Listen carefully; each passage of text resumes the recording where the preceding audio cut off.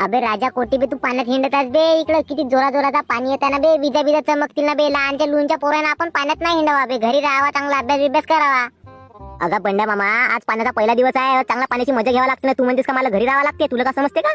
आणि घे लवडा, तुला विजेचा गिन शॉक गिन लागला तर घराला कलमेजून मरून जाशील ना बे. अगं मामा, मी तर कलमेजून मरून जाईन, पण तू असा वरतच पायत राहशील तुझ्यावर गिन शॉक लागला तर. म्हणजे तू हिंडता झालास ना, आम्ही नाही हिंडत झालो. चांगला तर लवडाच का तू तर. भोसडीच्या मोठ्या माणसासोबत कसा बोलायचा तुला मायबापान तुझ्या शिकवलं नाही का बे? शाळेत जाऊन का असा धंदा करतेस का बे तू? अगं बंड्या मामा, तू येते मला शहाणपण नको सांगू. तू आपल्या पोराला शहाणपण सांग. तुझा तर पोरगा पक्का लोपर लवडा आहे का ना? तू इथे मला ज्ञान सांगत आहेस. कायचा माझा पोरगा लोपर लवडा बे? तो तर चांगला अभ्यास करते बे. अबे तो कलेक्टर होणार आहे. कायचा लवड्याचा कलेक्टर होते का तुझा पोरगा? तुझ्या पोराला माहिती आहे का कलेक्टर साठी कोणता अभ्यास तरी करावा लागते तर? आजकालचं पोरा मोठा लोपर लवडा बे. अभ्यास कर म्हणला का गाण फाटते ना. लोपर गीचा नाव घेतला का पहिल्या नंबरवर तयार होते.